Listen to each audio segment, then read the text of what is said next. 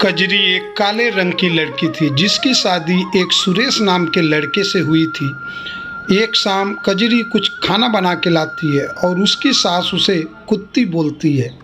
क्यों रे काली बहू, अपनी माँ से कुछ सीख कर नहीं आई क्या, जो रोटी के साथ सब्जी की जगह नमक ही परोस दिया।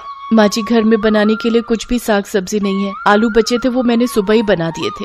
कैसे करम फूटे हैं हमारे। जब से इस काली बैंगन ने हमारे घर पर कदम रखे हैं तब से बरकत ही नहीं हो रही इस घर में। और अब तो ऐसे दिन आ गए हैं कि नमक के साथ हमें रोटी खानी पड़ रही है।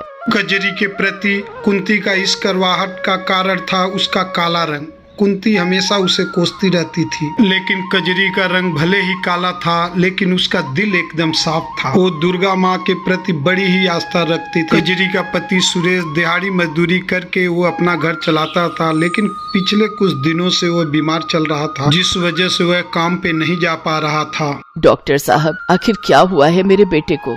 गर्मी में लू लगने के कारण इन्हें उल्टी दस्त और बुखार आ गया है। आप इनके सिर पर ठंडे पानी की पट्टियां रखिए, साथ ही ये दवाई दे दीजिएगा। और हाँ, इनके शरीर में अभी काफी कमजोरी है, इसलिए अभी 2 महीनों तक इन्हें बेड रेस्ट पर ही रहना होगा। ये सब सुनकर कजरी का मन बड़े ही उलझन में पड़ गया और सोचने लगी। जब तक सुरेश जी ठीक नहीं हो जाते, मुझे ही कुछ न कुछ काम करके इस गृहस्थी को चलाना होगा। मुझे जल्द ही कुछ करना होगा, नहीं तो ये घर दाने दाने तक को मोहताज हो जाएगा। ऐसा सोचकर कजरी काम ढूंढने निकल पड़ी। पूरे 50 घर के दरवाजे खटखटा डाली पर उसे काम नहीं मिला। अब बस ये घर एक आखिरी उम्मीद है। ये सोचकर उस घर की वो दरवाजा खटकाती है। कुछ देर बाद निकलकर एक औरत आती है। मालकिन, मैं गरीब सुबह से काम की तलाश में निकली हूँ, लेकिन कोई भी काम देने को तैयार नहीं है। मुझे काम की बहुत जरूरत है, प्लीज मुझे काम दे दीजिए। देखो, मेरे घर पर काम वाली बाई लगी हुई है, लेकिन हाँ, अगर तुम बाजार से जाकर मेरे लिए कुछ सामान ले आओ तो उसके बदले मैं तुम्हें 100 रुपए दे दूंगी। वो क्या है ना, धूप की वजह से मुझसे तो बाहर निकला ही नहीं जा रहा। हाँ मालकिन, आप बता दीजिए, मैं सामान ले आऊंगी। कजरी उन्हें बाजार से लाके सब्जी दे देती है, जिसके बदले उसे 100 रुपया मिलता है। उससे वो आटा चावल तो खरीद लेती है, लेकिन सब्जी का दाम सुन के वो चौंक जाती है। हे राम, सब्जियां तो कितनी महंगी हैं और मेरे पास तो ये थोड़े से पैसे ही बचे हैं। ऐसा करती हूँ, आलू ही ले लेती हूँ, सस्ते हैं तो ज्यादा भी आ जाएंगे। वो बची हुई पैसे से 1 किलो आलू खरीद लेती है। तभी वो देखती है कि एक बूढ़ी औरत अचार बेच रही है, जिसके पास काफी भीड़ लगी रहती है। वो बूढ़ी औरत के पास जाती है। अम्मा, 1 पाव अचार दे दीजिए। अचार, आलू, आटा कजरी लेकर घर आ जाती है। वो पूरे रास्ते अचार वाली के पास लगी भीड़ के बारे में सोचती रहती है। घर आके वो अपने पति से बताती है, आज मैंने बाजार में एक बूढ़ी औरत को अचार बेचते देखा। उनके पास अचार खरीदने के लिए काफी लंबी लाइन लगी थी।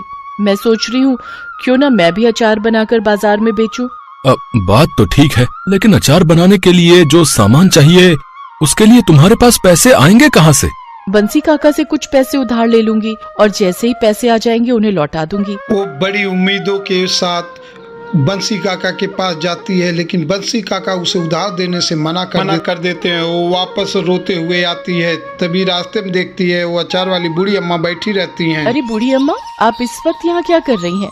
बेटी, कल रात मेरे गांव में बहुत तेज बादल फटा, जिसके बहाव में आकर मेरा सारा घर बह गया। अब मेरे पास कुछ भी नहीं है। अम्मा, लेकिन आज भी मौसम खराब है, बारिश आने वाली है। आप ऐसे में कहाँ जाएंगी? एक काम करिए, आप मेरे साथ मेरे घर चलिए। उस रात बूढ़ी अम्मा कजरी के घर ही रुकती है। अगले सुबह जब वो वहाँ से जाने लगती हैं, तब कजरी उनसे बोलती है, अम्मा, आप इस उम्र में कहाँ जाएंगी? जब तक आपके रहने का कोई ठिकाना नहीं हो जाता, आप यहीं हमारे साथ ही रहिए। तो बूढ़ी अम्मा मान जाती है। तो फिर कजरी ने उनके सामने अचार बनाने की बात बताई। तो बेटा, तूने मुझे पहले क्यों नहीं बताया? ये ले, मेरे पास कुछ पैसे हैं, तू इनसे अचार बनाने का सामान ले आ। कजरी उन पैसों से सामान लाती है। दोनों मिलकर बड़ा ही स्वादिष्ट अचार बनाते हैं। अम्मा, वैसे आपने मुझे अपना नाम नहीं बताया।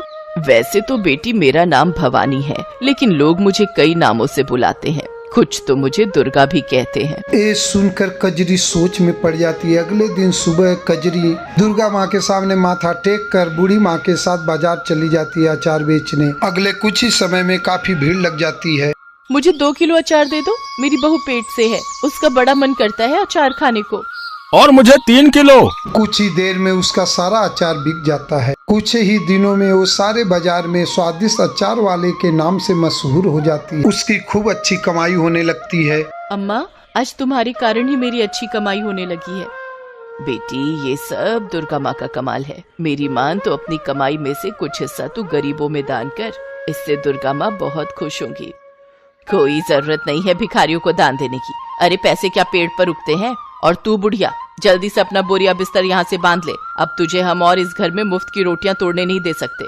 अगले दिन जब कजरी सो के उठी तो उसने देखा कि बूढ़ी अम्मा घर में नहीं है। अम्मा, अम्मा, कहाँ चली गई आप? लगता है माँ जी की बातों ने उन्हें यहाँ से जाने पर मजबूर कर दिया। पिछले दिनों में कजरी का बूढ़ी अम्मा से काफी लगाव हो गया था। उनके जाने के गम में वो काफी दुखी थी। फिर वो सास के खिलाफ जाकर मंदिर में जाकर दान देती है। उसे देखकर उसकी सास दुर्गा माँ के मंदिर में उसकी पिटाई करने लगती है। 4 पैसे क्या कमाने लग गई? तेरा तो दिमाग ही चढ़ गया है। अपनी सास की बातों को अनसुना करेगी? तेरी इतनी हिम्मत? हे माँ, हे माँ दुर्गा, मुझे बचा लो। तभी दुर्गा माँ के मूर्ति से वो बूढ़ी अम्मा बाहर निकलती हैं और दुर्गा माँ का रूप धारण करके कुंती से कहती हैं, कुंती देवी, तुमने मेरी भक्त पर जुल्म किए हैं। तुम्हारे पापों का घड़ा अब भर चुका है। अब तुम्हारा अंत तय है। माँ, मुझे माफ कर दो। मैं नहीं जानती थी वो बूढ़ी अम्मा आप ही है। अब से मैं कजरी को कभी नहीं सताऊंगी। हाँ माँ, इन्हें क्षमा कर दीजिए। कजरी, सिर्फ तुम्हारे कहने पर मैं इसे माफ कर रही हूँ। कजरी, तुम्हारी भक्ति से मैं बहुत प्रसन्न हूँ। अब तुम अपने इस अचार के व्यापार को मेरे नाम से चलाओ। देखना, तुम्हारा ये कारोबार खूब फलेगा। तुम खूब तरक्की करोगी, ये मेरा आशीर्वाद है। इतना कहकर दुर्गा माँ अंतर्ध्यान हो जाती हैं। कजरी दुर्गा माँ के नाम से अचार बेचने लगती है। कुछ ही महीनों में उसकी अच्छी कमाई होने लगती है और वो एक बड़ी सी दुकान खोल लेती है जिसमें उससे खूब कमाई होती है। और इधर सुरेश भी अब ठीक हो चुका था। वो भी कजरी के साथ मिलकर दुकान चलाने लगा। और वहीं कुंती भी अब कजरी के साथ बहुत अच्छे से पेश आती है।